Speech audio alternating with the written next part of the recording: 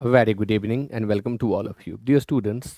पिछले क्लास में parts of speech को एक्सप्लेन करने के बाद मैं आपको होमवर्क के रूप में दिया था एक्सरसाइज इन ग्रामर 2। और मैंने कहा था कि आप लोग इसे सॉल्व कर लेंगे और इसे सॉल्व कर लेंगे आप तो नेक्स्ट क्लास में मैं एक्सप्लेन करूंगा। तो आज के इस क्लास में मैं इन सभी क्वेश्चंस को एक्सप्लेन करने जा रहा हूं जिसमें आप बहुत सारी नई चीज़ें सीखेंगे। आपको मालूम है one word may be used in different parts of speech. एक शब्द का प्रयोग अलग अलग पार्ट्स ऑफ स्पीच में किया जा सकता है और आज यही आप सीखने वाले हैं इन एग्जाम्पल्स के माध्यम से कि कैसे एक शब्द को हम अलग अलग पार्ट्स ऑफ स्पीच में अलग अलग अर्थ के साथ इस्तेमाल कर सकते हैं। तो आज का फर्स्ट क्वेश्चन है स्टील वाटर्स रन डीप। इनमें जो वर्ड कलर किए गए हैं इनके पार्ट ऑफ स्पीच को बताना है on the basis of their use in the given sentence. तो फर्स्ट है स्टील वाटर्स रन डीप। इस वाक्य में वाटर्स नाउन का काम कर रहा है और स्टील शब्द नाउन को मॉडिफाई कर रहा है, इसलिए यह एडजेक्टिव है। यह इस वाटर नाउन को मॉडिफाई कर रहा है। स्टील का अर्थ स्थिर होता है, स्टैग्नेंट होता है। नाउन को मॉडिफाई कर रहा है, इसलिए यह एडजेक्टिव है। नेक्स्ट है he still lives in that house. पिछले क्लास में जब मैं पार्ट ऑफ स्पीच को एक्सप्लेन कर रहा था तो हर पार्ट को मैंने बिल्कुल क्लियर कर दिया था।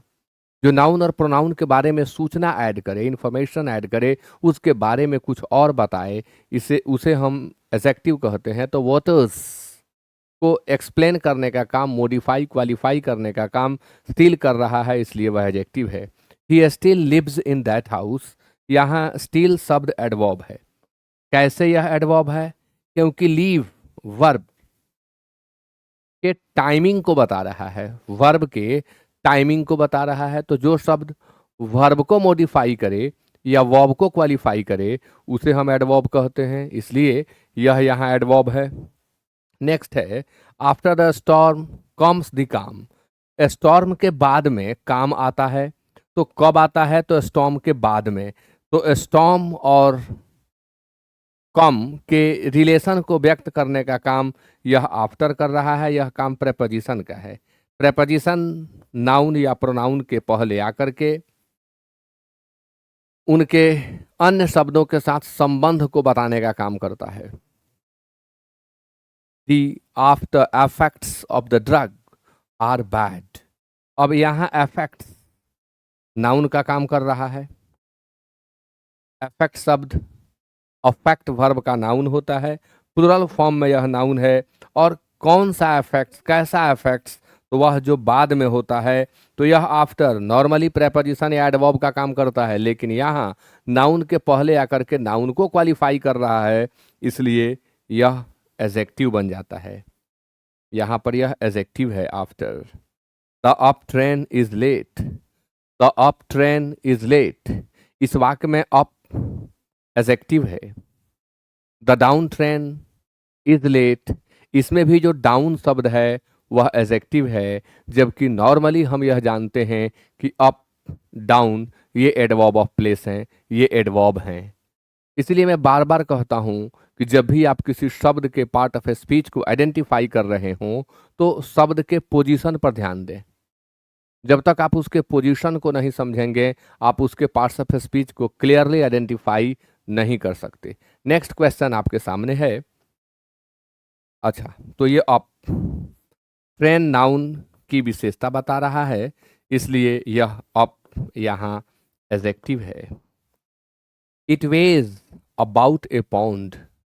इसका वजन लगभग 1 पाउंड होता है। तो वजन वे शब्द का एब्स्ट्रैक्ट नाउन आप बनाते हैं तो वेट होता है। अब आप वेटेड भी देखे हैं, वेटेड बोझिल, वह एडजेक्टिव हो जाता है। तो it was way principal verb है और यह अबाउट इस प्रिंसिपल वर्ब को मॉडिफाई कर रहा है, इसलिए यह यहाँ एडवर्ब है। नेक्स्ट है he told us all about the battle तो he told us all about the battle, the battle के बारे में, यानी टोल्ड के साथ रिलेशन को व्यक्त कर रहा है, इसलिए यह प्रेपोजिशन है।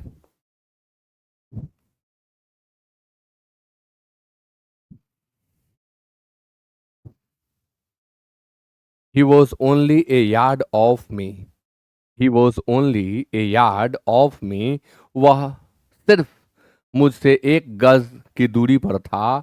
तो यहाँ ऑफ शब्द प्रेपोजिशन का काम कर रहा है और यह डिस्टेंस को व्यक्त कर रहा है। यह प्रेपोजिशन ऑफ डिस्टेंस है, डिस्टेंस को व्यक्त करने वाला प्रेपोजिशन है। Suddenly one of the wheels came of, एकाएक पहियों में से एक केम ऑफ हो गया, यानी खुलकर निकल गया। तो केम वर्ब है जिसको क्वालिफाई करने का काम यह ऑफ कर रहा है, इसलिए यह एडवर्ब है।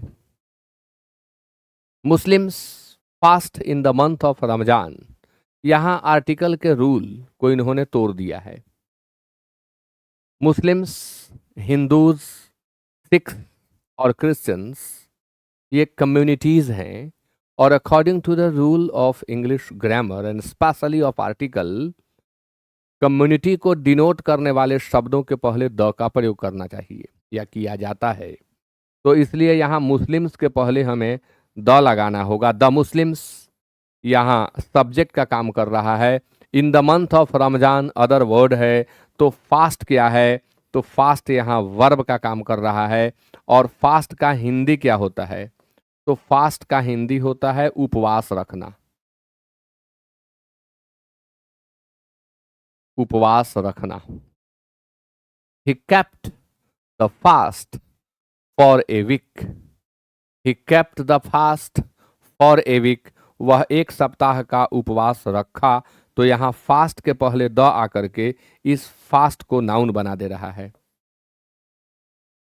इस फास्ट को यह नाउन बना दे रहा है। अब देखिए यहाँ फास्ट वर्ब है, यहाँ फास्ट नाउन है। अब आपको दो एग्जाम्पल मैं और दे दूं।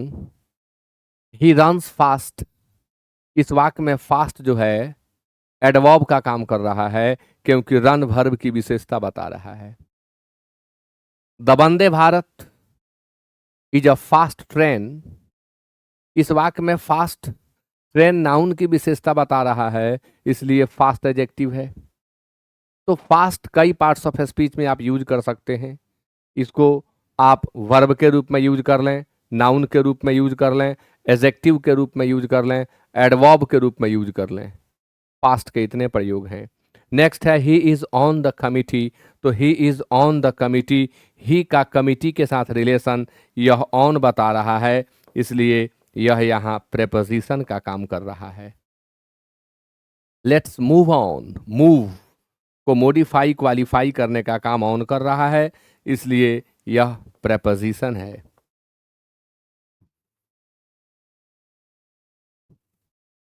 मिस्टेक हो गया।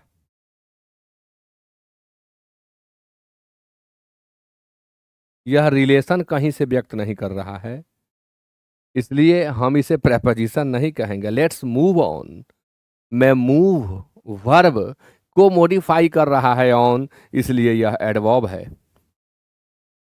Next, sit down and rest A while, बैठ जाइए और कुछ देर आराम कर लीजिए।